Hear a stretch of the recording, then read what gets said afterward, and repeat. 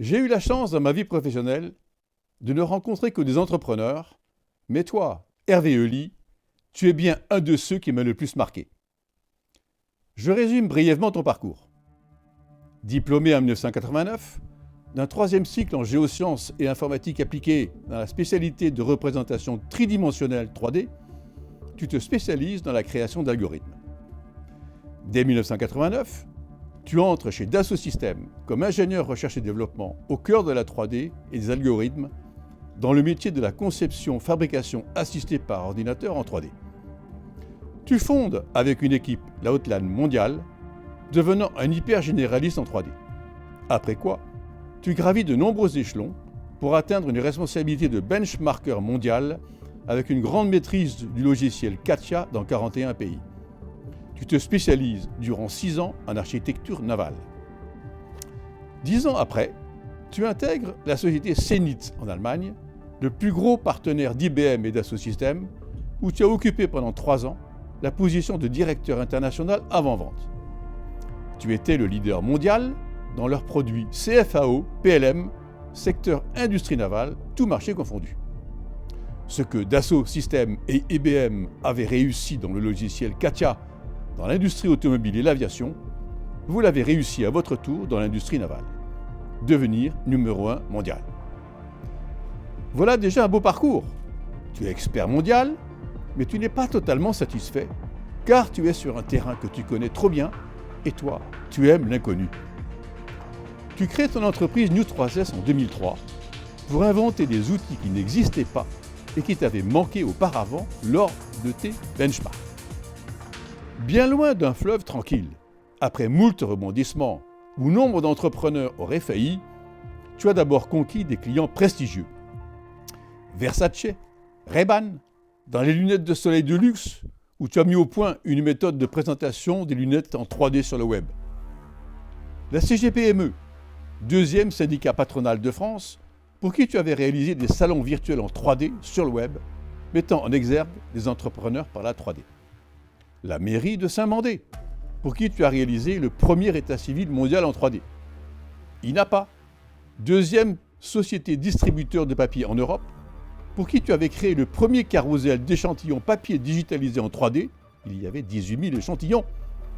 La Société française de mésothérapie, la SFM, regroupant tous les docteurs en médecine diplômés Bac+12 en mésothérapie, pour qui tu as mis en place un procédé exemplaire de référencement naturel BeLeader afin de développer leur aura sur Internet.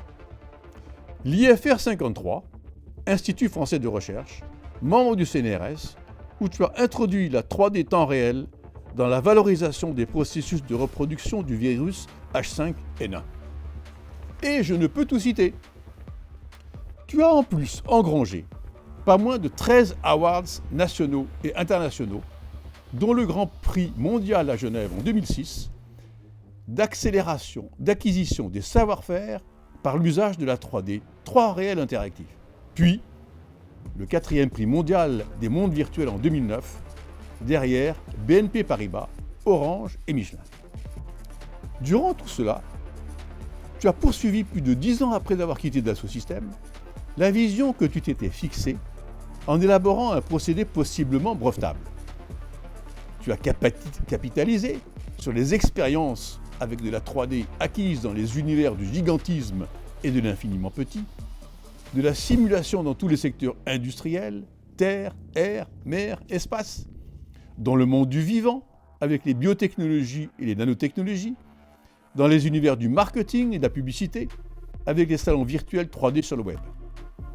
Tu as concilié ces mondes jusque-là inconciliables en les aboitant les uns dans les autres, tels des poupées russes. Tu es allé jusqu'à concevoir des stands en 3D où il était possible de s'y promener, de découvrir des virus ou des moteurs d'avion aux côtés des avatars 3D et des commerciaux dématérialisés venant jusqu'à concurrencer les salons physiques. Puis, patatras. Alors que la fréquentation d'Internet explose et que les virus informatiques envahissent tous les ordinateurs, en 2010, Google décide de tuer l'émulation de la 3D sur le web afin de tenter d'éradiquer le mal naissant. Privé de 3D sur le web, faute de langage approprié, le langage informatique HTML5 dédié à la 3D sur le web, n'est né qu'en 2014.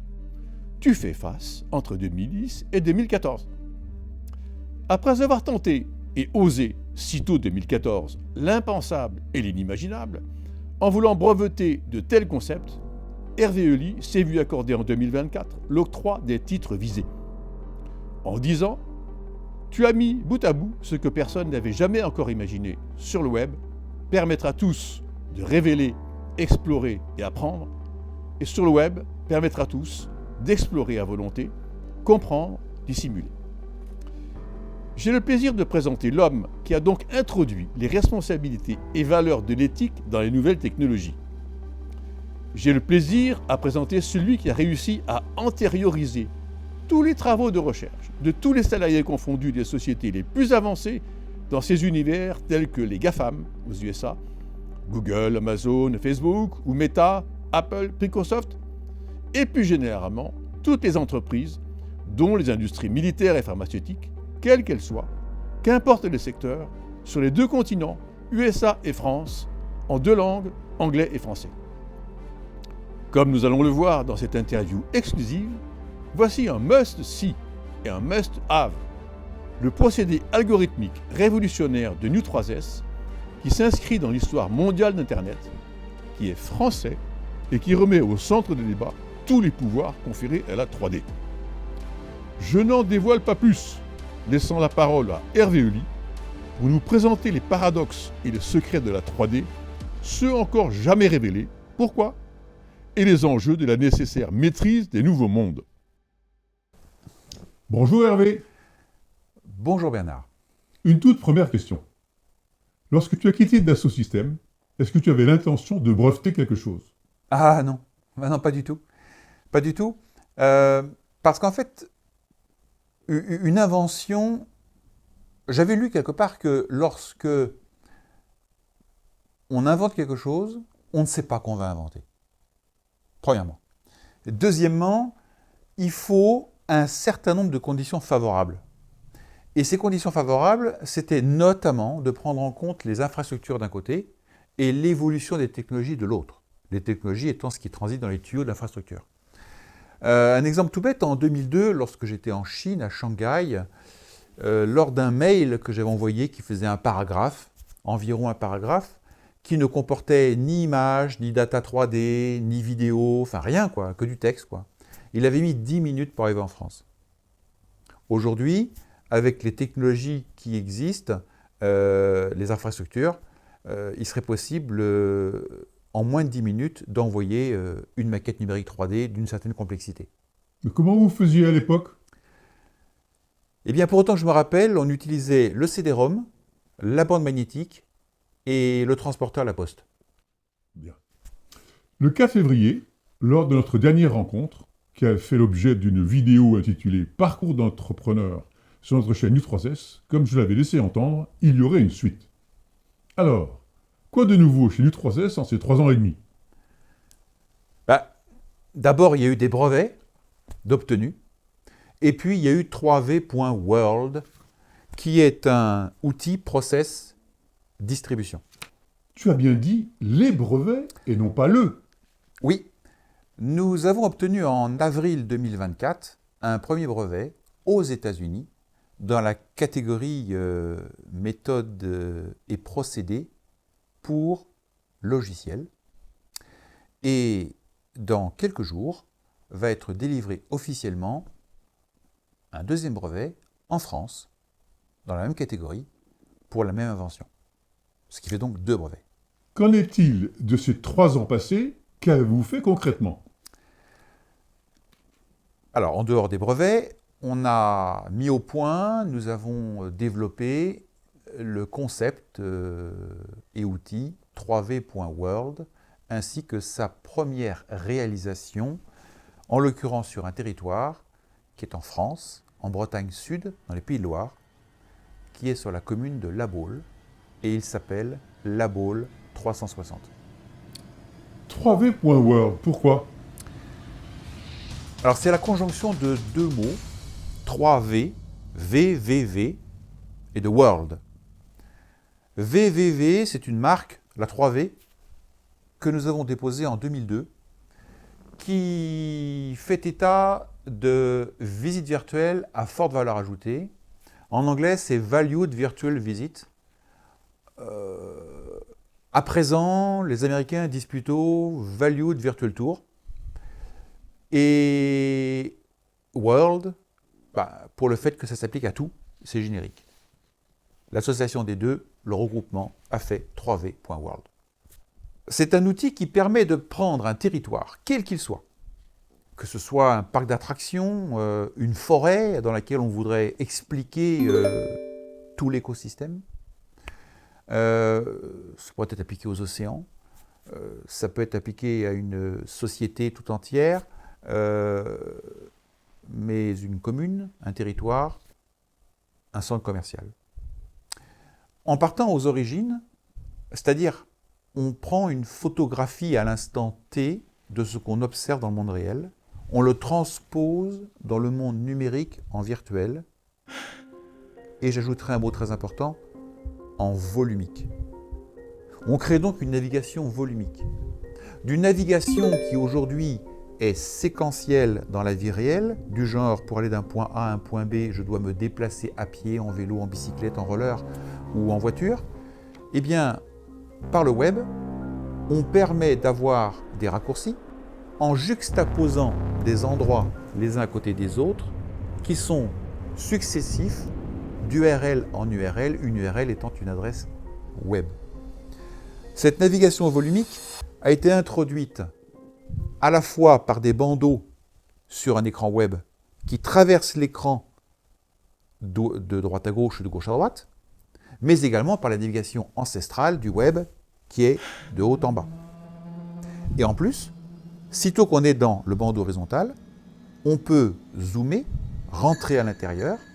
C'est ainsi que, à force de rentrer dans le territoire et de naviguer horizontalement et verticalement, on a une découverte qui devient un petit peu comme des poupées russes, du plus ample au plus précis, selon la page web par laquelle on entre dans ce portail.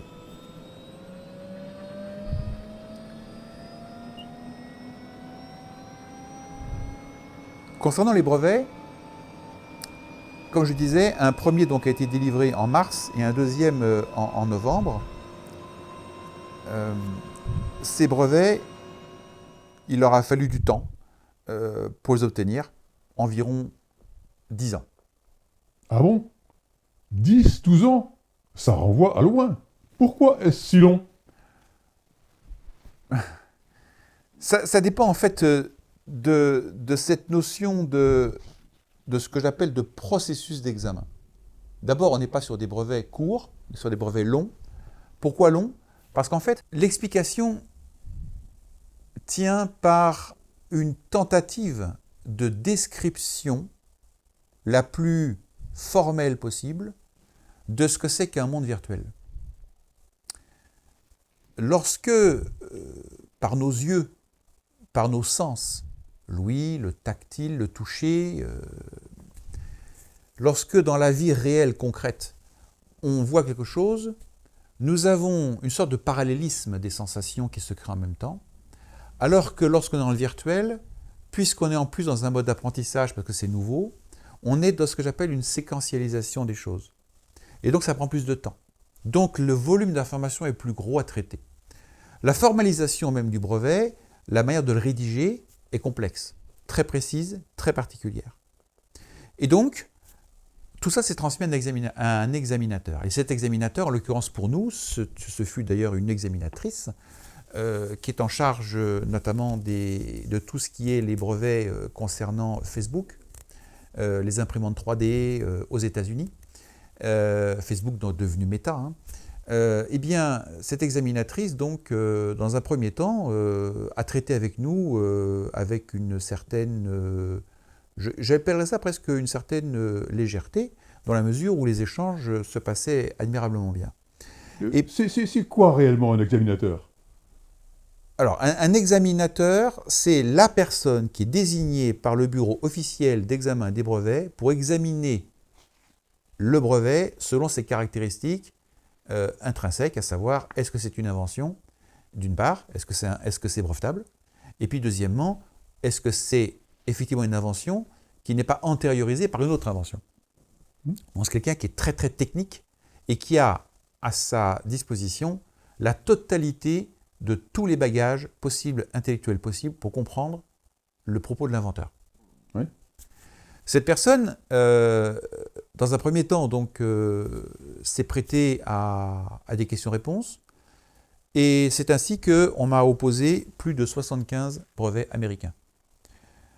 Pour chacun, à la virgule près, il a fallu répondre. Pour chacun, il a fallu opposer des arguments, parce que chacun n'était pas proposé du genre « qu'est-ce que vous en pensez ?» Non, c'était chacun qui était proposé mettait un terme à notre rêve de brevetabilité. À chaque fois, c'était l'équivalent d'une guillotine qui tombe. C'est 120 à 150 pages qu'il faut lire 75 fois.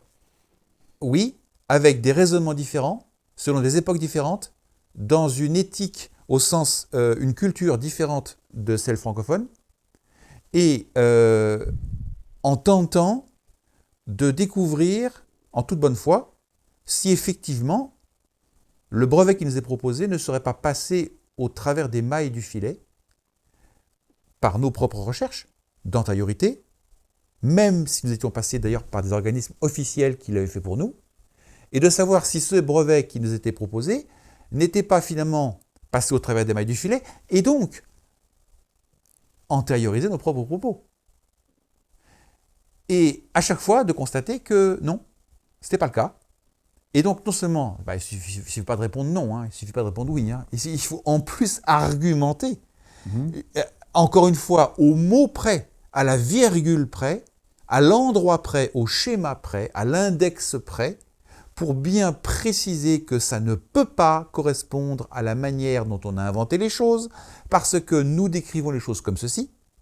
Et donc là, nous avons commencé à introduire que ce n'était pas qu'une question de sémantique et de syntaxe, c'est aussi une question de changement de paradigme. Alors, moi je veux bien. Je veux bien qu'on me dise que j'étais coriace, mais ce n'est pas la question.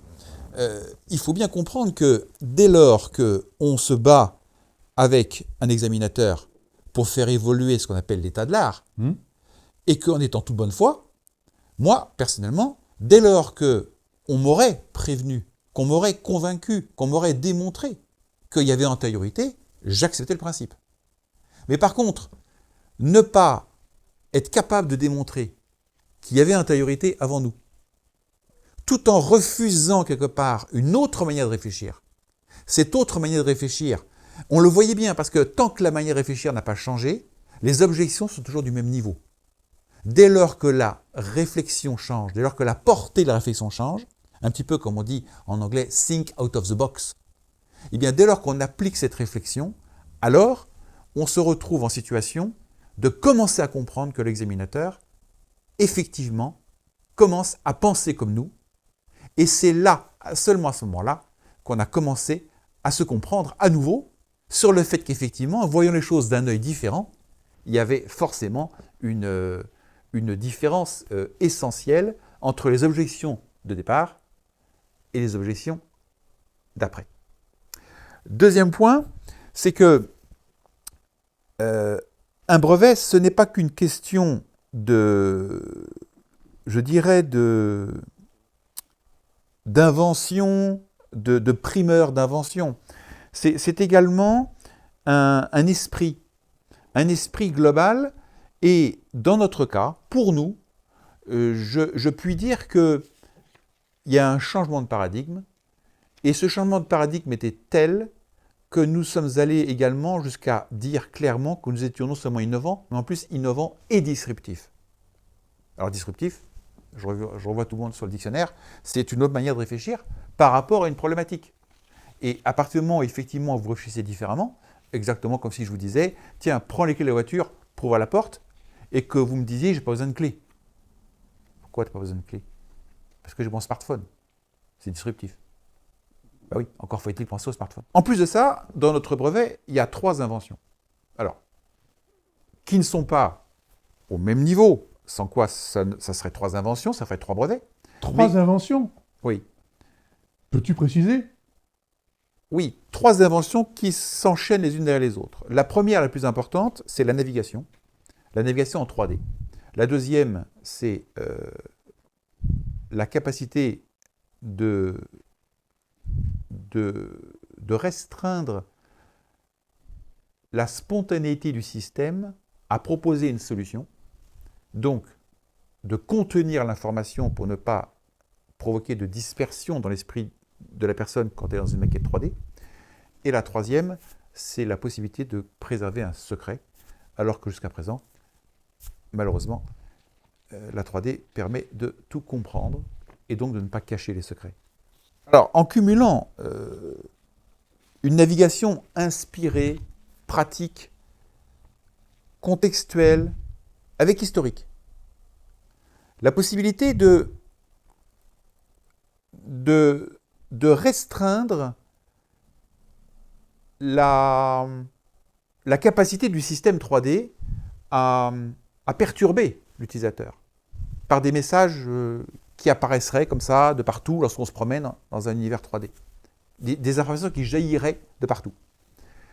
Troisièmement, de doter la capacité de voir, puisque invisible et indétectable, les données, eh bien, on arrive dans un tout en un qui, étape 1, étape 2, étape 3, est la seule et unique manière aujourd'hui de proposer une solution de navigation d'URL en URL, donc d'adresse web en adresse web, pour quel que soit le composant 3D d'un même assemblage sur le web, donc de manière éclatée sur le web entre différents serveurs ou différentes URL.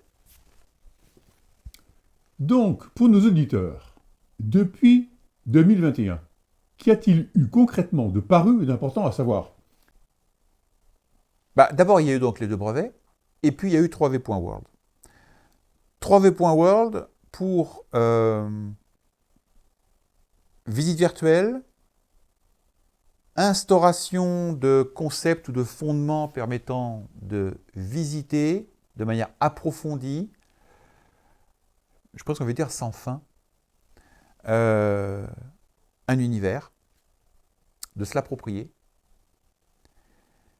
Et donc finalement, de pouvoir s'appliquer à tout, au point que ça devienne universel.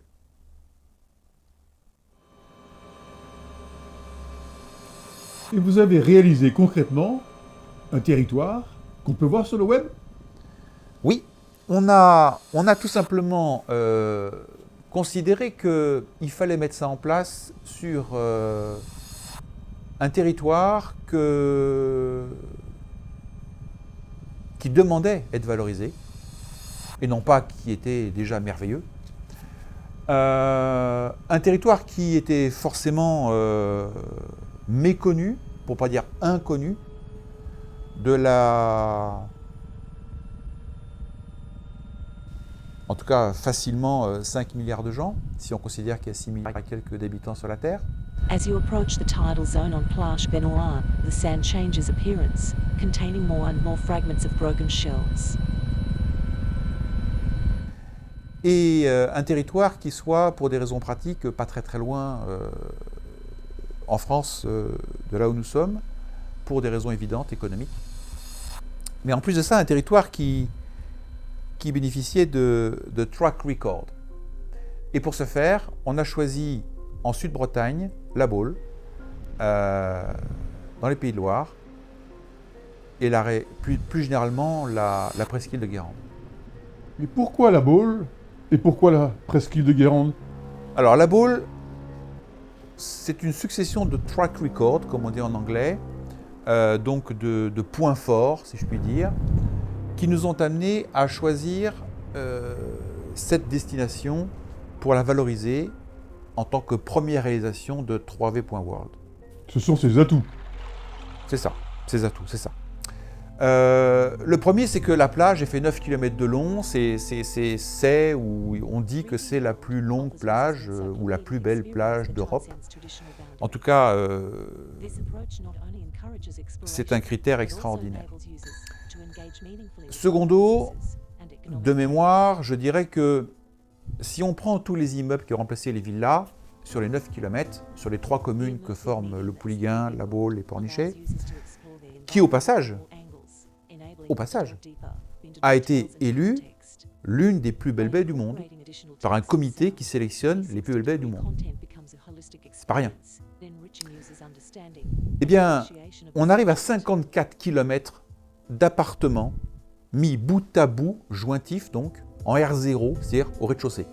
C'est pas banal non plus.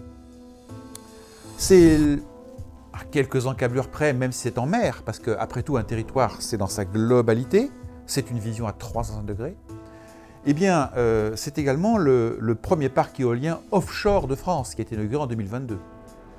Mais non loin de là, il y a Saint-Nazaire avec le pont de Saint-Nazaire. Le pont de Saint-Nazaire, ce fut le pont haubané le plus long pendant un certain temps, avec un record mondial. C'est également la Camargue bauloise, dans le sens où c'est la deuxième zone lacustre de France. Il y a également les marais salants, qui sont, je crois, la deuxième zone saline de France. Et puis, il y a la Turballe, le port de la Turballe, non loin de là non plus, qui est toujours sur la presqu'île guérandaise, qui est, je crois, le premier port d'anchois de la façade atlantique française. Voilà quelques-uns des track records de La Baule par rapport à une autre station. Alors, c'est également la plus grande station, 2 millions de visiteurs uniques, rien que sur l'été, physique, rien que sur l'été, pour venir visiter ou passer des vacances à La Baule. Tu as oublié un point important. Oui, je vois bien. Je fréquente La Baule depuis 50 ans, dans le sens où je suis baulois. Dis-moi, j'ai l'impression que tu es en train de vanter à l'égal d'un office de tourisme toutes les vertus de la commune de La Baule, station balnéaire de la côte atlantique. On peut dire que oui, mais sans rentrer en concurrence ni compétition avec l'office de tourisme. labaule360.com est un outil qui, pour chacune des communes, permet d'être ventilé à partir du point d'entrée qui est La Baule 360. Alors, La Baule 360, ce n'est pas qu'une page. C'est aujourd'hui 2700 pages web. Ce sont 1700 annonceurs et entreprises, acteurs du territoire, acteurs économiques du territoire baulois et la presqu'île. Donc, statistiquement, ce sont 2700 pages de points d'entrée sur La Baule 360. À partir de là, nous reventilons sur les différents offices de tourisme, la Turballe, le Croisic, Bas-sur-Mer, le Pouliguen, Guérande, La Baule bien sûr.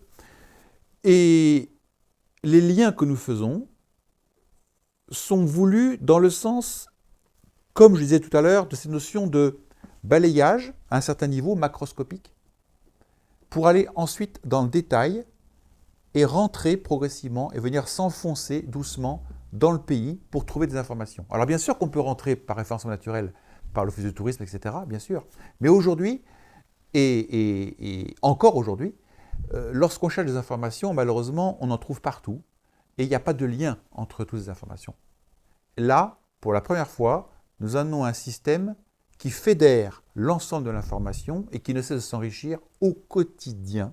Ce qui veut dire que, clairement, 2700 pages aujourd'hui, c'était 2400 il y a quelques mois, et ce sera assurément bien plus de 3000, 4000 ou 5000 dans quelques mois également. Tu as un journal, Ouest France, qui s'en est rendu compte. Il t'a interviewé. Alors, Ouest France, effectivement, m'a interviewé en début 2024. Et à la suite de ça, se sont déroulées un certain nombre de rencontres totalement inédites avec différentes personnes. Et j'ai entendu quelques remarques ou quelques observations, voire même écrites, parce que nous recevons beaucoup de mails par le biais du formulaire de contact de La Baule 360. J'ai entendu dire, alors je lis mes notes parce que je ne connais pas toutes ces remarques par cœur, j'ai entendu dire que la Ball 360 est à la haute couture, ce qu'est Dubaï 360 au prêt-à-porter. Bien entendu, la Ball 360, c'est une visite par les airs, en mer, sur la plage, dans la Grande Brière, dans la Marais Sallant, une visite à 360 degrés par des procédés 360 degrés. Le journal Ouest France a dit que la Ball 360, c'était Google Street View en mieux. En tout cas, moi, ce que je peux dire, c'est que la Ball 360, c'est également la mise en place de référencement naturel. On va voir, on va l'expliquer, je pense, suite aux questions que vous allez me poser. Ce référencement naturel confère la possibilité que nos pages apparaissent parmi les leaders sur Internet, dans les expressions tapées, et ces résultats amènent à ce que les pages soient trouvées. Si elles sont trouvées, les gens rentrent, et les gens y restent et visitent, et approfondissent. Ensuite, il y a un caractère encyclopédique certain pour ces pages. Ensuite, je dirais que c'est un annuaire qui se veut le plus exhaustif possible et à jour sur les acteurs économiques territoriaux, quel que soit leur domaine, avec en plus la possibilité d'enchaîner par des flux dont on verra ensuite la définition, des rich media, d'enchaîner la capacité de pouvoir comprendre le métier par des moyens tout aussi modernes que la Ball 360, c'est-à-dire dotés de moyens pédagogiques et explicatifs puissants, pourquoi pas interactifs, pourquoi pas en 3D et 360 degrés sur le web. J'ai eu le grand honneur de voir une proposition d'interview acceptée par un conseiller municipal, une conseillère municipale et élue de la Ball, Madame English Sibiot, qui ne manque pas de vanter les mérites de cet outil mis à disposition pour la Ball, la commune de la Ball, ainsi que toute la presqu'île. On a parlé également beaucoup d'innovation avec la Ball 360. Est-ce que c'est une première mondiale ? La Ball 360, c'est extrêmement clair, c'est compréhensible. Dite un autre internaute, c'est simple d'utilisation. est clairement une œuvre artistique d'envergure mondiale qui magnifie le savoir-faire à la française. Ah ben ça fait une belle vitrine, ça. Que s'est-il passé à Dubaï ? La navigation en 3D et à 360 degrés. Peut-on comparer Dubaï et la Ball ? Dubaï n'a aucune commune mesure avec la Ball, ni sur un plan économique, ni sur un plan social, ni sur un plan géographique. Par contre, Dubaï a sorti Dubaï 360 en 2015. Nous avons sorti la Ball 360 en 2022.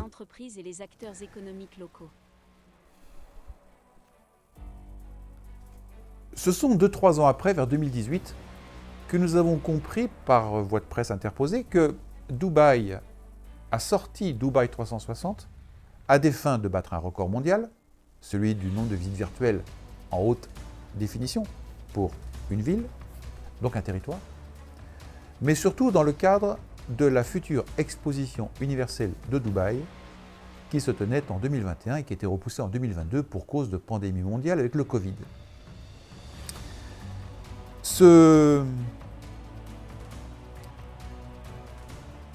Cette échéance technologique consacrée au numérique à Dubaï, ville par définition dont chacun n'hésite pas à parler d'excentricité, en tout cas qui aime les records mondiaux, montre que la voie a été donnée. La voie a été tracée pour valoriser un territoire en créant en parallèle de la visite réelle, et Dieu sait qu'à Dubaï, on invite et on incite les avions à se poser là-bas, parce que je crois que c'est l'un des plus grands hubs du Moyen-Orient. C'est pas un hasard, c'est pour que les gens viennent se poser et restent quelques jours à Dubaï. Le fait d'avoir en parallèle de cette réalité physique un outil de visite virtuelle est un moyen d'apporter des compléments à la visite réelle. En étudiant ce cas de très près, en ajoutant nos savoir-faire, nos observations, nos pratiques, ainsi que nos technologies qui étaient en cours de dépôt de brevet, et donc d'examen, nous avons voulu tenter de doper ce modèle de départ, et je pense que nous avons réussi au travers de toutes les caractéristiques dont je viens de parler. Par exemple, en termes de délai, les gens restent en moyenne 3 minutes et plus sur le site de la Bolt 360. Nous avons un pic autour de 14 minutes et nous avons de très nombreuses personnes en pourcentage, plus de 5%, qui restent plus d'une heure. Une heure sur le site de la Bolt 360. Du monde entier. Aujourd'hui, ça vient des USA, du Canada, de Chine, des pays scandinaves, de quelques pays en Europe, et puis ensuite ce sont les Français. Le temps de séjour est long, et il faut savoir que l'augmentation du nombre de pages ainsi que la volatilité de l'information font qu'en même temps, au fur et à mesure que le nombre de pages est en train de monter de manière exponentielle sur le web, eh bien, le temps moyen de séjour sur une page est en train de descendre, puisqu'il est aujourd'hui inférieur à 8 secondes, donc avec le temps de visite sur notre site, sachant qu'aujourd'hui nous ne bénéficions quasiment de aucune publicité, on va en reparler après, volontaire en tout cas de notre part, eh bien, ces scores sont très honorables, je pense. Ça prouve qu'on apporte quelque chose de plus. Nous sommes attirants et magnétisants, d'après ce que j'ai compris. C'est ça, c'est ça. C'est les deux termes qui ressortent. Le portail de la Bolt 360 est attirant et magnétisant. Alors, c'est aussi la conséquence de l'outil BeLeader que nous avons fabriqué, l'outil de référencement naturel, avec le PVP. P pour présence, V pour visibilité, P pour positionnement. Avec le recul que nous avons, environ maintenant 21 ans d'âge, on a compris que, non seulement nous sommes arrivés quelque part au début du balbutiement d'Internet, mais surtout, nous avons compris que la présence sur Internet ne suffit pas. La présence. Je suis sur Internet. Vous êtes en quelle page? 14. La visibilité ne suffit pas. On voit bien. Aujourd'hui, quelqu'un qui paye une annonce sponsorisée est potentiellement visible. Est-ce que ça amène pour lui du trafic? Pas forcément. Il y a d'autres notions qui sont importantes, dont le positionnement. Il y en a encore une dernière qui s'appelle la densité de présence, mais c'est encore autre chose. Donc le PVP, c'est la formule qu'on a créée, c'est l'acronyme qu'on a créé pour BeLeader, présence, visibilité, positionnement. Et la présence, la visibilité, le positionnement débouche naturellement, lorsqu'on pousse le bouchon plus loin, on arrive forcément sur le BeLeader, donc la création de leadership. Et BeLeader, comme je disais, c'est un outil qui permet de positionner n'importe quelle expression du moment qu'elle est transcrite du monde réel vers le monde virtuel. Alors, ça a contribué à ce que, par exemple, un client qui nous est arrivé l'été dernier, par le biais de l'Aura, dont bénéficie la Bolt 360, et bien que ce client nous achète des emplacements pour sa propre activité. Et cette activité, en fait, l'a amené à devenir, de par le succès que ça lui a conféré, l'a amené à décider de devenir également distributeur de la Bolt 360. Est-ce que tu peux revenir sur PVP et BeLeader, s'il te plaît? BeLeader, au départ, a été construit pour nous Parce qu'en tant que société, comme tu l'as retracé dans la rétrospective, en introduction, nous sommes une entreprise qualifiée par le ministère de Bercy comme jeune entreprise innovante. Alors le mot jeune, évidemment, fait sourire. Mais en tout cas, entreprise innovante, et j'ajouterai maintenant disruptive, ça c'est officiel, puisque reconnu comme tel. Nous avons donc mis en œuvre ce procédé pour nous-mêmes, parce que c'est excessivement difficile et au départ c'était de l'intuition, aujourd'hui c'est une expérience, c'est un acquis, que lorsqu'on invente, on ne sait pas à qui on va parler, on ne sait pas de quoi on a le droit de parler, on ne sait pas si ce qu'on dit est définitif, et on ignore que ce qu'on dit est potentiellement secret. Alors, une fois que j'ai résumé tout ça, eh bien, je dirais qu'être à même de pouvoir se faire connaître sur Internet indépendamment d'autrui, en ayant les moyens de sa propre communication, c'est un atout qui finalement fait faire d'énormes économies et peut-être même d'ailleurs réussir à survivre, parce que inventer n'est pas vendre, et communiquer et dépenser tout son budget en communication auprès de gens qui ne connaissent pas votre invention et qui ne savent pas que c'est une invention et que vous ne savez pas en parler vous-même, ça ne va pas donner quelque chose de grand-chose, sachant qu'il va falloir en plus recommencer. Donc BeLeader, ensuite, une fois qu'on a prouvé qu'on fonctionnait pour nous-mêmes sur des mots-clés qu'on inventait ou qu'on utilisait, a tout simplement été appliqué à des sociétés de tous les domaines possibles et imaginables. Et à chaque fois, nous avons valorisé les sociétés. Nous avons fait en sorte que les postes d'expression, ils remontaient jusque en première page, voire plusieurs fois jusqu'à occuper 70% de la première page, grâce au référencement naturel avec BeLeader.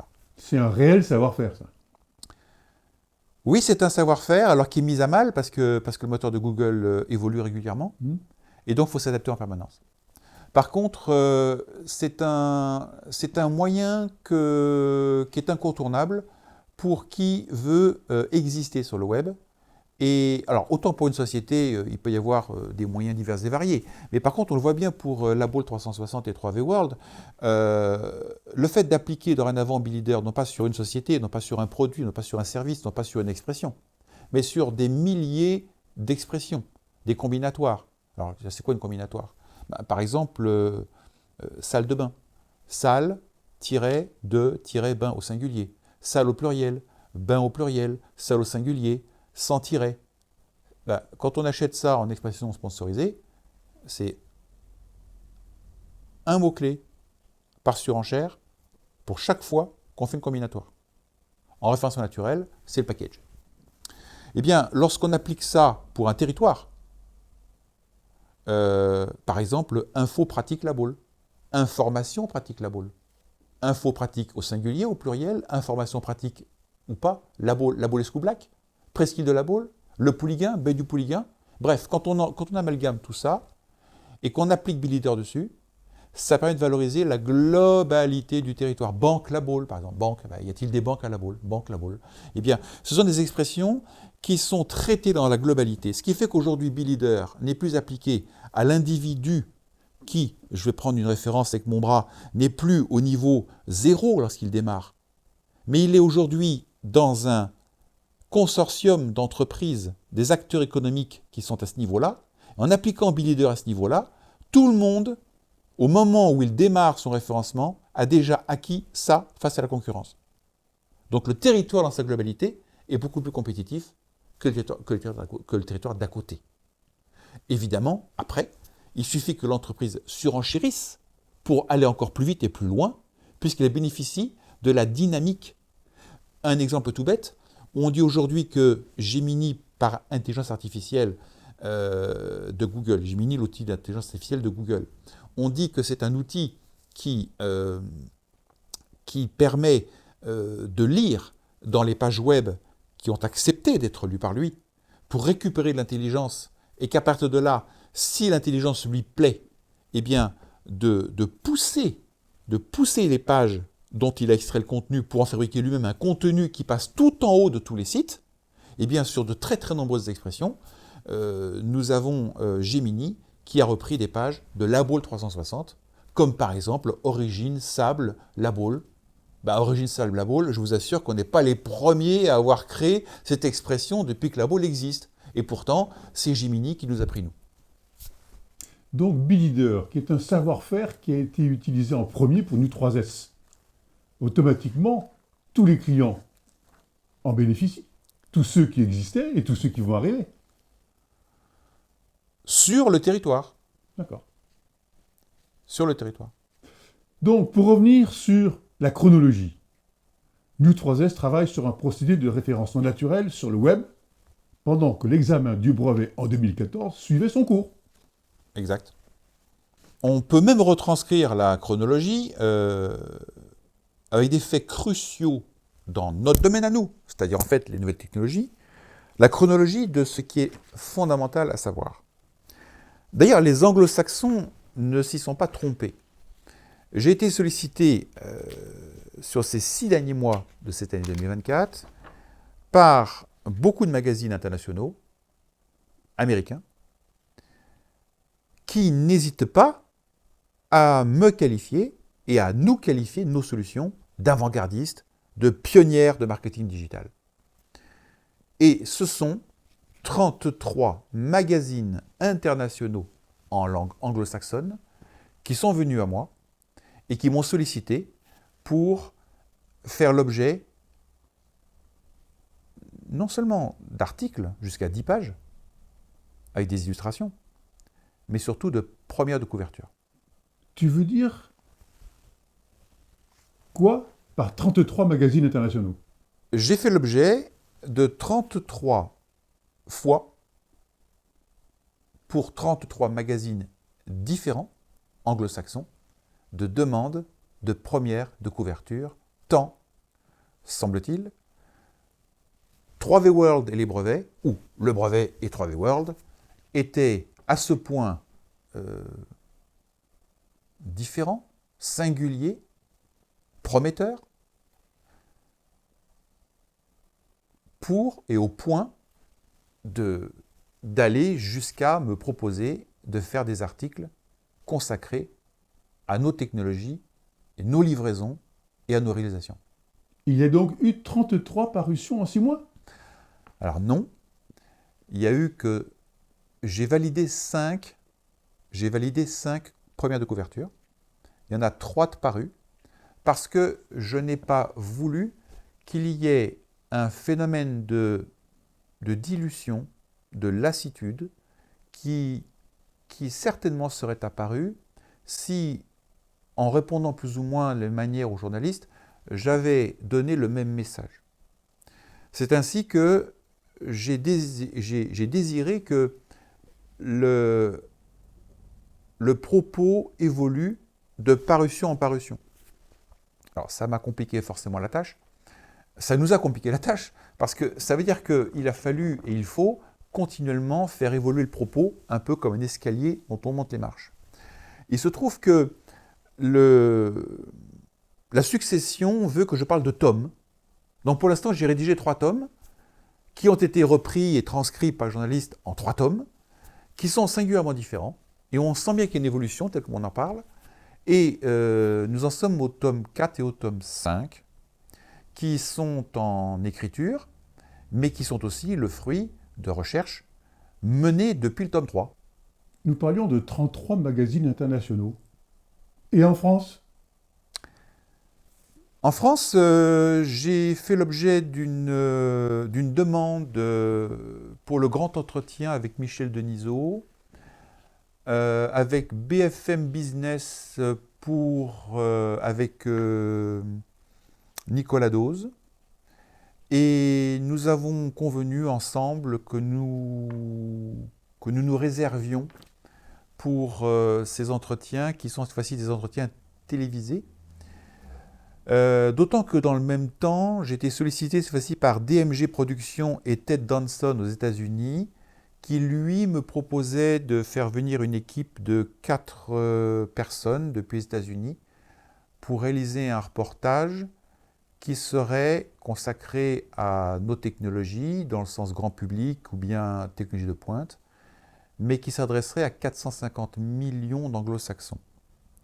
Et là aussi, j'ai demandé à ce qu'on puisse prendre un peu de recul pour d'abord vivre l'expérience écrite et nécessaire de la communication web et de voir ce que ça pouvait déjà prodiguer comme recul pour pouvoir être peut-être plus efficient le jour où arriverait l'interview télévisée. Bon. Revenons au magazine aux USA. On peut parler de recherches que tu mènes ou as menées tout le long de cette année 2024, ou bien de révélations que tu livres que tome par tome. Oui. Je dirais que le prochain tome est consacré à la faiblesse intrinsèque de la 3D. Et le tome d'après, et là pour le coup, c'est pas moi qui ai inventé le titre, puisqu'en fait le titre m'est soumis. Et c'est parce qu'il y a un titre avec ce domaine de compétences qu'ils sont venus vers moi pour cette première de couverture. Le sujet est consacré au fait que nous soyons considérés comme étant des pionniers de la cyberdéfense aux États-Unis. Oh là, attends, tu me perds là. Tu nous parles de 3v.world, de la Bourse 360 et de cyberdéfense aux USA. Pour le moins de ce que je comprends, d'un côté avec 3v.world et la réalisation La Bourse 360, tu traites de référencement naturel et de leadership en matière de référencement naturel auprès des moteurs de recherche et de valorisation du territoire. Et de l'autre, tu parles de pionniers de cyberdéfense aux États-Unis. Comme ça, à première vue, tu nous parles donc d'ultra-visibilité et de l'autre, de confidentialité. C'est exactement ça. C'est ultra-visibilité versus confidentialité. C'est ce que tu veux qu'on retienne de nous 3S ? Ce double positionnement, sur cette dualité, pour ne pas dire affrontement, des termes et donc de moyens ? Absolument. Absolument, c'est le positionnement de l'entreprise. Déjà, les Américains qui ont visiblement vu la vidéo que nous avions fait ensemble en 2021, aujourd'hui me qualifient de créateur de visible dans l'invisible et de créateur d'invisible dans le visible. Ce double positionnement, pour moi, il est essentiel parce que c'est un petit peu comme les fractales et Mandelbrot. Plus on creuse, plus on descend dans les tailles, on va dans l'infiniment petit, on arrive sur l'atome, le proton, le neutron, l'électron, et on observe que les mécanismes de fonctionnement en orbite des uns par rapport aux autres sont exactement les mêmes qu'en macroscopique lorsqu'on part vers l'univers et qu'on voit les planètes avec les satellites les uns autour des autres. Eh bien, macroscopique, microscopique, microscopique, macroscopique, visible, invisible, secret, ultra-visible. C'est pareil.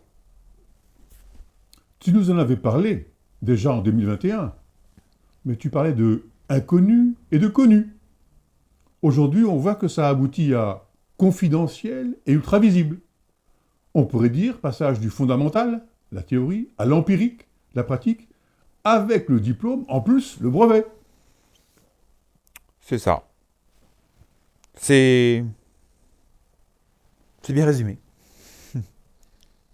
Pour bien comprendre les tenants et les aboutissants, peux-tu nous dire où on peut trouver les 3 tomes et ceux à venir ?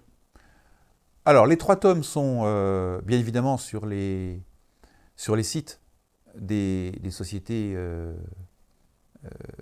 et des magazines américains, mais on les a recensés sur le site 3v.world, où on a mis une timeline qui est verticale, avec une chronologie. Et c'est ainsi que le premier, c'est The Education View, le deuxième, c'est Magnet View, le troisième, c'est The CXO Time, et le site étant en français et en anglais, lorsque c'est en anglais, on pointe directement sur les articles, sur les sites concernés, parce qu'il y a des backlinks, et lorsqu'on arrive sur la version française, nous sommes livrés à une traduction la plus rigoureuse possible de ce qui était écrit, moins la mise en page, évidemment, de textes qui sont téléchargeables et consultables librement en PDF sur le site. Donc, en quelques mots, peux-tu nous donner la nature de l'invention, puisqu'à présent, on peut enfin parler de délivrance de brevet? Oui, Quel est le propos de l'invention? alors je prends mes notes parce que je disais tout à l'heure que le dépôt de brevet, c'est à la virgule près. Alors, restituer à tout ce qui est au format numérique 3D, banque, assurance, militaire, juridique, industrie, recherche, santé, point de suspension, l'aptitude à redevenir à souhait un secret absolu, donc invulnérable. Le raisonnement qui m'a amené à ça est le suivant. Ça, c'est le fonctionnement de l'entreprise d'aujourd'hui et de demain. Ce sont donc des centaines de milliers d'heures hebdomadaires pendant lesquelles les datas, la propriété de l'entreprise, en 3 dimensions, ne cesse de circuler sur un web ouvert à tous. Ayant fréquenté pendant une bonne douzaine d'années l'environnement d'Assaut Systèmes, leader mondial de 3D, ayant travaillé en amont pendant mon service militaire dans le génie 3D, en informatique, et puis après avoir mené, comme tu le faisais mention dans la rétrospective en tout début de cette interview, avoir travaillé dans l'infiniment petit, l'infiniment grand, dans le monde du vivant, dans le monde de la simulation en 3D, pour ainsi dire avoir fait un tour d'horizon assez large, eh bien, j'ai systématiquement découvert et constaté que la 3D avait permis de repousser les limites du concevable. Alors, repousser les limites. Quelqu'un qui naturellement pense en 3D, quelqu'un qui retranscrit ses idées en décrivant la 3D, rappelez-vous la description et le sens, l'essence que nous avons dans le physique, le réel par rapport au virtuel, eh bien, c'est quelqu'un qui voit les choses différemment. La 3D permet, de manière intrinsèque, de prendre en compte la pièce qu'on a devant soi, ainsi que son environnement, voire même les contraintes de l'environnement dans son méga-environnement. En repoussant les limites de la conception, il est difficile d'admettre qu'elle puisse emporter des secrets. Parce que si secret il y a dans ces cas-là ralentissement à la compréhension. Il y a obstruction à la compréhension. Et en tout cas, ralentissement c'est certain, mais en tout cas il y a frein. Or aujourd'hui, la 3D permet même d'extrapoler, de comprendre ce qu'il y a derrière ce qui est visible, notamment en rentrant dans la couche d'après, à l'intérieur du composant qui est dans le micro-assemblage, le même contenu dans l'assemblage, etc. Le prix que nous avons eu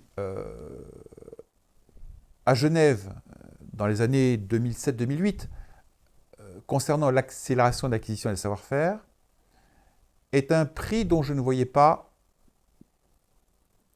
au départ la raison, mais c'est évident qu'en utilisant la 3D temps réel interactive qui nous a permis d'obtenir ce prix, nous avons compris que la 3D, effectivement, accélérait la compréhension des savoirs et permettait la transmission des savoirs.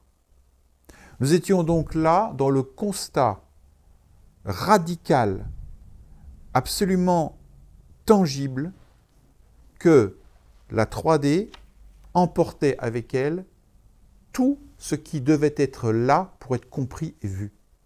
Dès lors, la faille majeure de la 3D, c'était de ne pas être capable, j'ai bien dit sur le web, éparpillé parmi des milliers d'URL possibles, donc des adresses web différentes.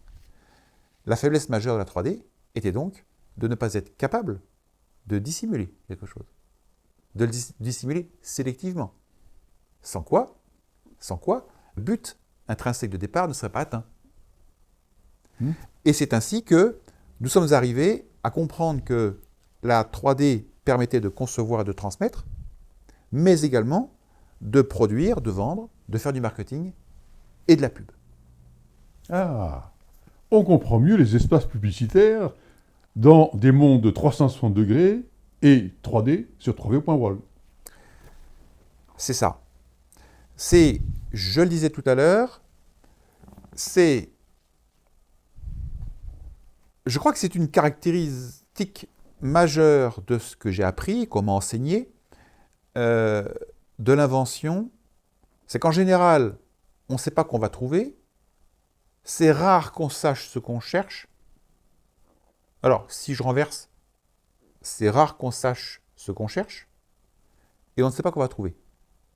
Eh bien, c'est comme ça que les brevets ont une influence sur 3V World, et que 3V World se retrouve avec la boule 360 avec des espaces publicitaires dans des mondes 3D 300 degrés. Bien.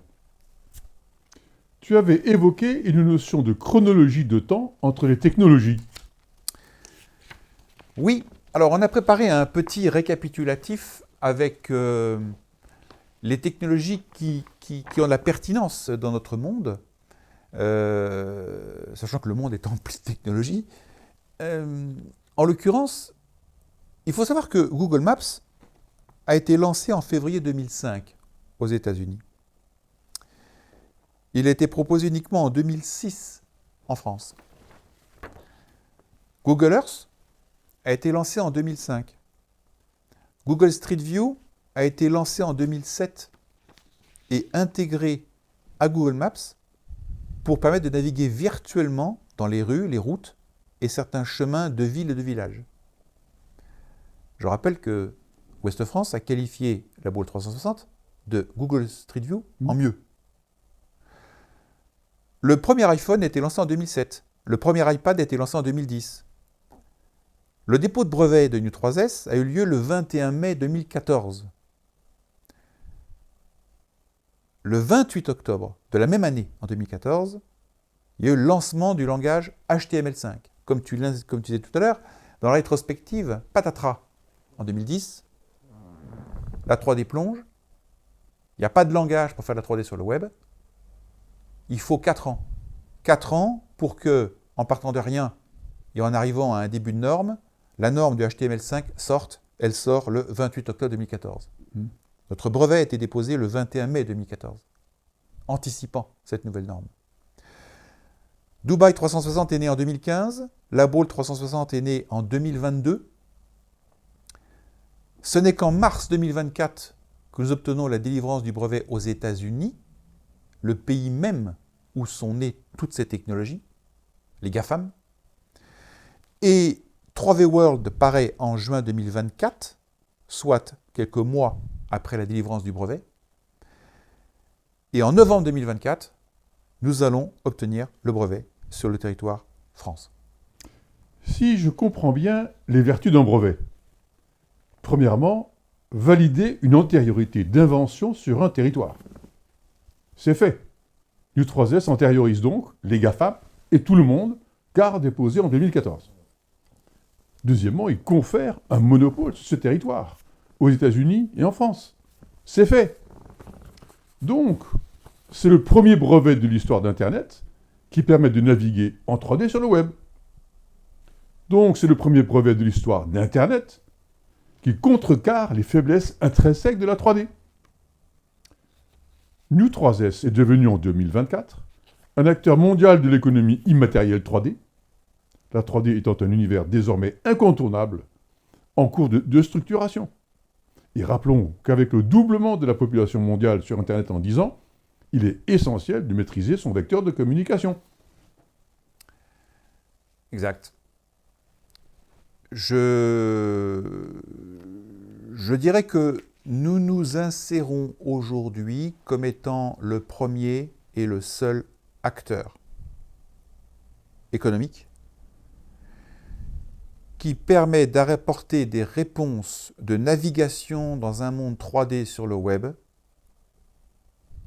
sachant que ça n'a jamais été fait avant, et ce n'était pas concevable, ce n'était pas possible, pour de multiples raisons, parce que la technologie n'existait pas, mais parce que les infrastructures n'existaient pas non plus.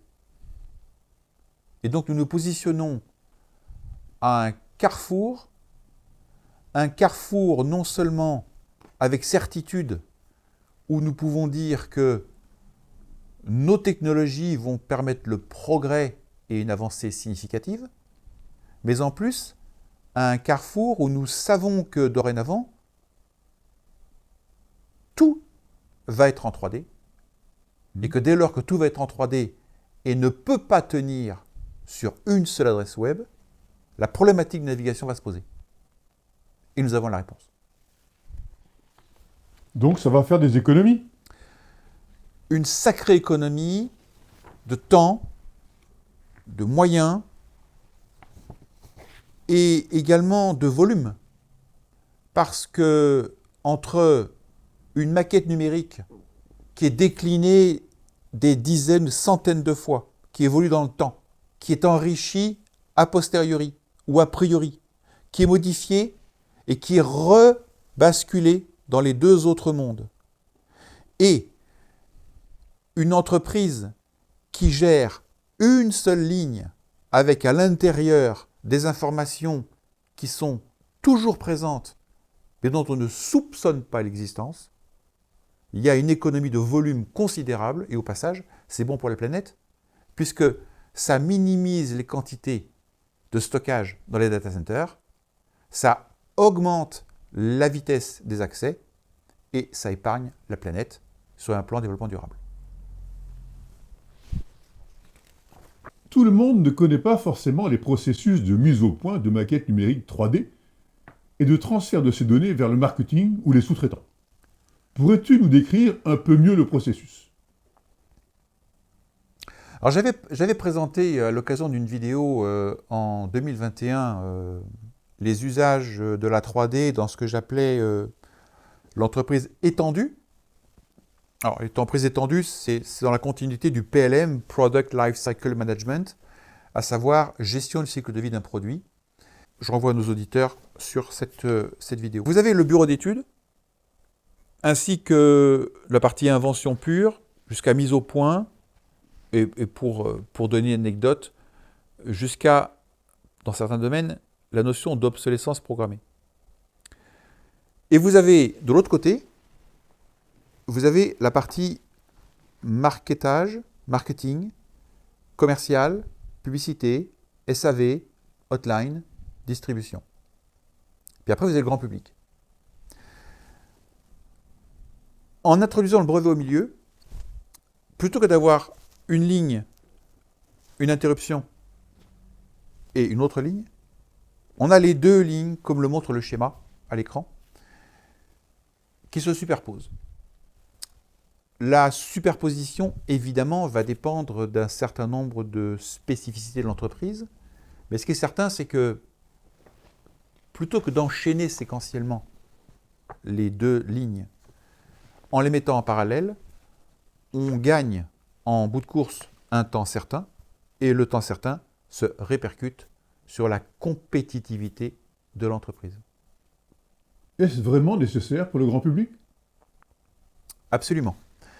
On va prendre l'exemple d'un cas tout à fait traditionnel. Nous sommes un mercredi soir, veille du jeudi de l'Ascension, grand pont français par exemple, de 4 jours, et le frigo d'une famille tombe en panne. Je devrais dire le réfrigérateur tombe en panne. C'est de la marque Liber par exemple.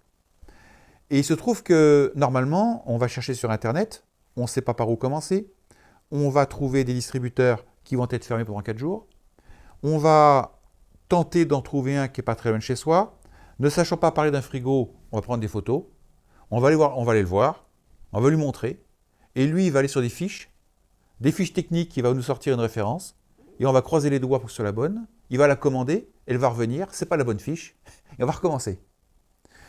Là, je viens de numéroter, ça fait 11 étapes. La différence, c'est que le frigo Liber, comme le montre la démonstration ici sur l'écran, et encore ça change de temps en temps, ce qu'on peut voir sur l'écran. Là, vous avez le frigo qui est en 3D, qui est accessible. On découvre par une manipulation plus ou moins interactive qu'est-ce que c'est que la pièce qui est cassée. On la voit, éventuellement même on la démonte, on la remonte. On fait ça le jeudi soir alors que tout est fermé. On est quasiment certain de la nomenclature. On vérifie sur le site e-commerce que la pièce est accessible. Je ne parle même pas du fait que certains pourraient aller l'imprimer en 3D, c'est une pièce. Hein. Et là, on commande la pièce qui est livrée 2 jours après par Internet. On la met dans son frigo et ça colle parfaitement. Ça, c'est le bénéfice immédiat de ce qu'on appelle la multiconfiguration et du versionning du frigidaire qui est fabriqué dans plusieurs versions pour différentes cultures, différents usages, différentes langues également. Et c'est la mise en commun de toutes ces maquettes qui se transposent directement sur le web qui amène pour le grand public un usage évident parce qu'on a gagné un temps fou. Mais alors, comment concilier 3V.Word et l'un ou l'autre des brevets? Alors, si une image vaut 1000 mots, une image interactive vaut 100 000 mots, et que dire d'une image interactive en 3D, et que dire d'une vidéo en 3D, bien sûr. C'est l'efficacité. Alors, fort de cette appréciation, nous avons voulu, tant qu'à faire, si possible, intégrer dans 3V World tout ce qui était relatif au rich media d'un côté, et de l'autre, ce qui était relatif à la préservation du secret. La meilleure façon de parler du rich media, c'est de donner la définition de Google, qu'on trouve dans Google. Le rich media est un terme de publicité numérique désignant une publicité qui inclut des fonctionnalités avancées telles que la vidéo, l'audio ou d'autres éléments qui encouragent les spectateurs à interagir et à s'engager avec le contenu. Moi, j'ajoute, c'est également mettre à disposition du grand public des contenus en 360 degrés et 3D. Bien évidemment, je pourrais même aller plus loin. Il y a une notion de séquentialité, de process. Une image peut amener une maquette numérique, la maquette numérique peut amener une vidéo, la vidéo peut amener un son, etc. Donc le fait de mettre tout ça bout à bout confère à la vertu technologique de notre technologie la capacité donc de comprendre plus vite, de naviguer facilement et tout en emportant avec des informations qui peuvent rester secrètes.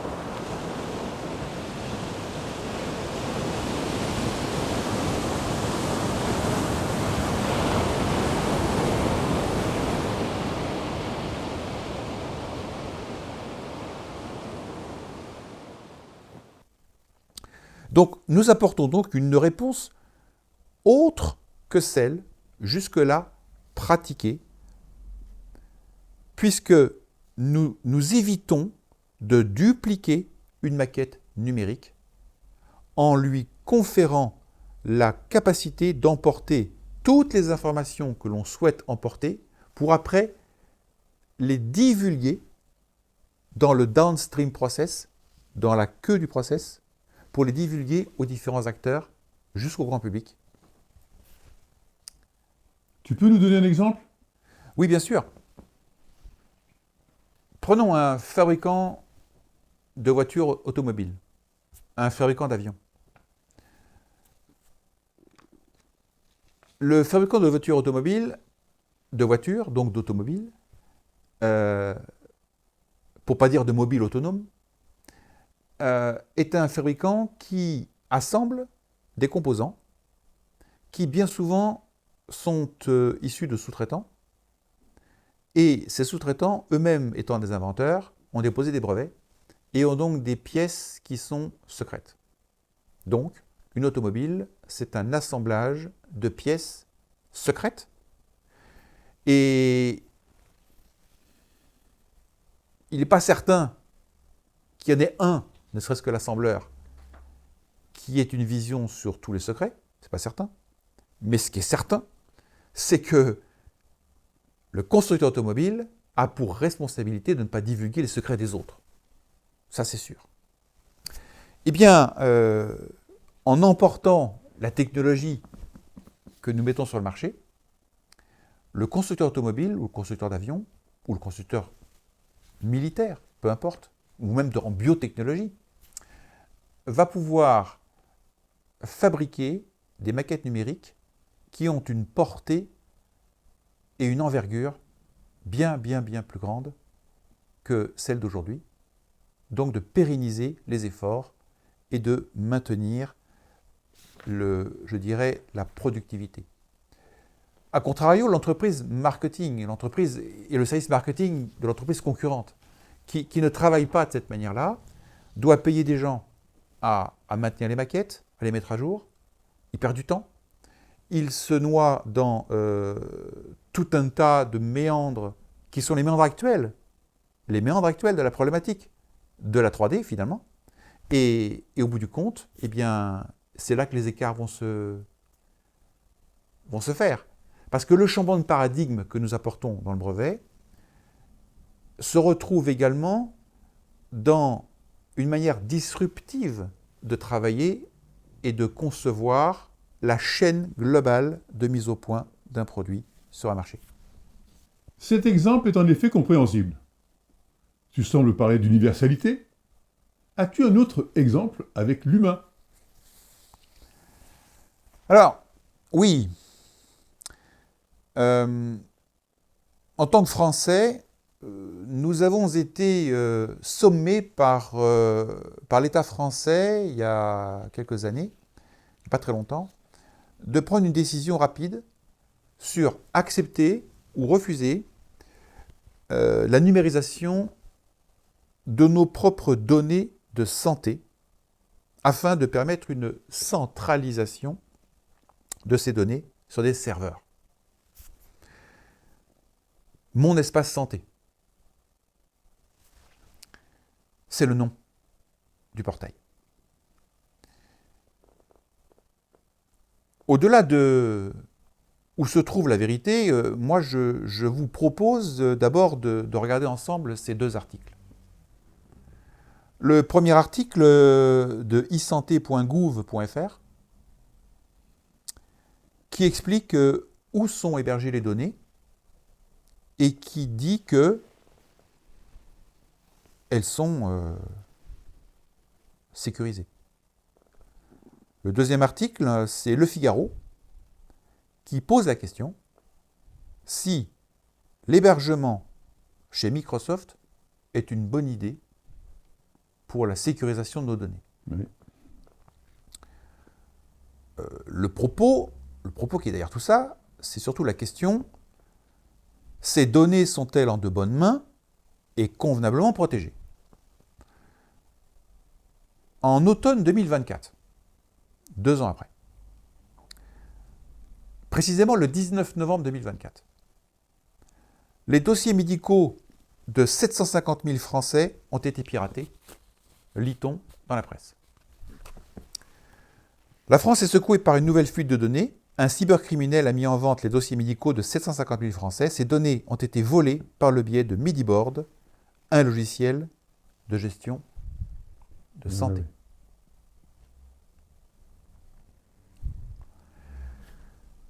Ça veut dire quoi? Ça va vouloir dire quoi sous peu de temps? La réponse à la première question, ça veut dire quoi? C'est-à-dire que tout ce qui est actuellement hébergé, malgré ce qui est écrit, n'est pas à l'abri d'un piratage. Ça va vouloir dire quoi? Ça veut dire que ça va recommencer. Pourquoi ça va recommencer? Parce qu'il n'y a pas de changement de paradigme. Le fameux changement de paradigme dont je parlais tout à l'heure, à savoir que la porte, puisque porte il y a, tant qu'il y a une porte, on frappe à la porte.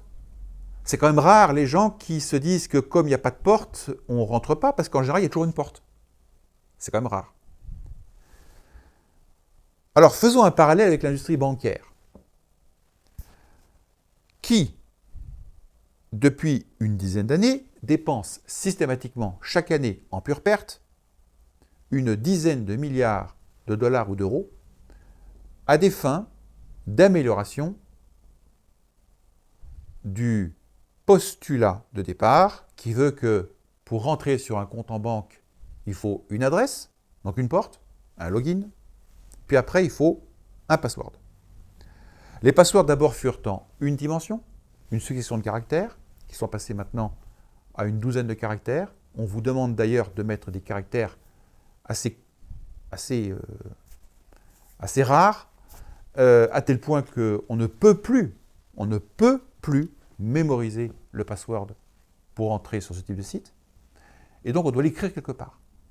Se pose la problématique, parce que quand on écrit quelque part et qu'éventuellement on fait une copie de la copie, on commence à augmenter la vulnérabilité. Oui. Secondo, ces passwords sont passés d'une dimension en deux dimensions. Deux dimensions, c'est-à-dire qu'à force de passer en séquentiel, ils sont passés sous forme de table. Et pour changer les choses, il a été conçu que lorsqu'on recharge la table, l'ordre des numéros change. Pourquoi? Parce que ce n'est pas qu'une question de bruit et de notes en tapant des chiffres, c'est aussi une question de paquets, des paquets d'octets qui passent par le tuyau, donc par Internet, et qui peuvent être reconnus. Et en reconnaissant un paquet de tuyaux, dans un tuyau, eh bien, on en définit une signature. Et à partir d'une signature, on a donc une identité. Un son, par exemple, a une enveloppe auditive. Un cri n'est pas pareil qu'un gémissement. Un bruit de voiture n'est pas pareil qu'un bruit de hibou. Un bruit de mer, pas pareil qu'un bruit de ski qui descend une piste de ski. C'est ainsi que la 3D, par exemple, permet de fabriquer des enveloppes. Mais si on fabrique des enveloppes, on en arrive à des signatures. Si on a des signatures, on en arrive à des mondes 3D avec des assemblages. Le reste du raisonnement, je crois que vous commencez à le comprendre. Donc, le password 2D, évidemment, ne va pas jusqu'à la 3D. Il s'arrête à un bloc. Et le bloc du password 3D est tout simplement, une fois de plus, basé sur le même fonctionnement. Le même postulat que de départ, quoi. C'est qu'il est à une adresse précise. Ça ne change pas la vulnérabilité, ça. On a tendance à dire à un sourd, pour prendre un exemple, tu ne comprends pas ce que je t'ai dit, je répète. Et que le sourd ne comprend toujours pas. Ce n'est pas en criant plus fort, ni en répétant plus souvent ce qu'on a envie de dire, que le sourd va comprendre. Il faudrait peut-être passer à l'écrit, ou passer au monde du visible, ou passer au monde du toucher, pour avoir un taux de transformation de son intention en quelque chose de plus probant. Eh bien, dans le monde bancaire, on a exactement les mêmes problèmes que dans le monde de la santé. Les paradigmes ne sont pas changés, les vulnérabilités sont toujours là, et plus ça va, plus on avance. D'ailleurs, la dizaine de milliards annuels est consacrée à des pertes. C'est déclaré comme étant des pertes. C'est pas constaté comme étant des pertes. C'est déclaré comme étant en pure perte. Donc ils le savent à l'avance. À partir du moment où cet argent est dépensé pour essayer d'améliorer quelque chose qui est voué à sombrer, l'avenir, il est forcément connu. Piratage, il y aura, et complexité, il y aura. Ce n'est pas la possibilité de recevoir dorénavant un SMS sur son téléphone qui rajoute encore un autre système, de retaper un code SMS derrière, de transcrire le code SMS sur Internet, etc., sachant qu'il y a des gens qui ont du VPN, par exemple, et qui font ce qu'ils veulent comme ils veulent sur leur adresse, qui ne savent plus s'ils utilisent l'identité qu'ils ont depuis la Bulgarie pour voir sur Netflix, alors qu'en fait, ils sont aux États-Unis et que ce sont des Français. Ce n'est pas ce genre de choses qui va améliorer les choses, et ce sont ces propos qui créent finalement une complexité à outrance, mais qui ne sécurisent pas plus Internet. Puisqu'on continue à garder les portes. Le brevet du 3S permet justement de supprimer les portes, donc de supprimer l'accès aux portes. Donc de ne plus avoir l'idée ni l'imagination qu'il y a une porte. S'il n'y a plus d'imagination et plus de porte, et qu'on ne sait pas où est la porte, on ne va pas passer par la porte. Et si on cherche une porte, on peut chercher longtemps. Considérant que le brevet s'applique aux données 3D, considérant que, pour le thème de la santé, que nos examens médicaux sont de plus en plus au format 3D, considérant que l'enveloppe du corps humain est en train de passer sur Internet, donc en volumique, donc en 3D. Considérant que nos clones 3D existants et futurs deviennent des porteurs de nos identités sociales. Considérant que l'amalgame est en train de se réaliser en fusionnant nos identités sociales réelles, volumiques, pour que nous ayons des avatars 3D qui iront essayer nos vêtements en 3D pour nous. Les scanners 3D de vêtements. Considérant que les douanes aux aéroports scannent de plus en plus les passagers et citoyens en 3D. Considérant que les douanes font ainsi la réconciliation entre le corps et l'identité physique. Un numéro de sécu. C'est leur métier. Considérant que les portails genre Mon Espace Santé centralisent toutes les données puisque, rappelons-le, les citoyens ont très majoritairement donné leur aval. Peu à peu, telles des tables de base de données relationnelles réparties sur le web, un maillage inexorable se constitue avec les endroits précis où sont stockés nos organes digitalisés, nos résultats d'examen, nos poids, taille, mensuration, identité, passeport, empreinte digitale, préférences, goûts, habitudes, compte en banque, relations sociales et accès aux impôts.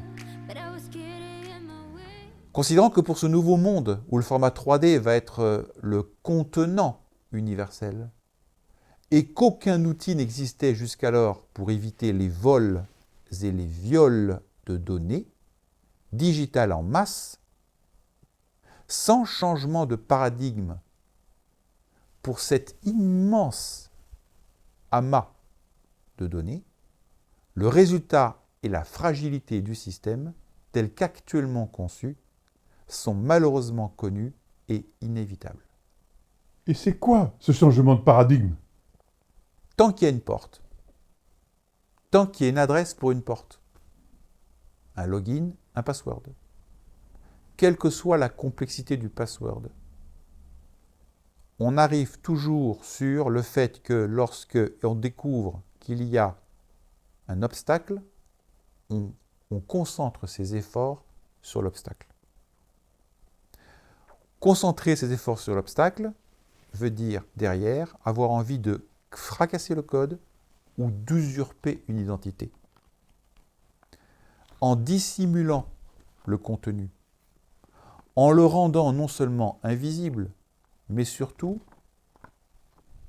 insoupçonnable et indétectable, en créant même des clones, autrement dit des jumeaux numériques, qui viendraient semer la pagaille.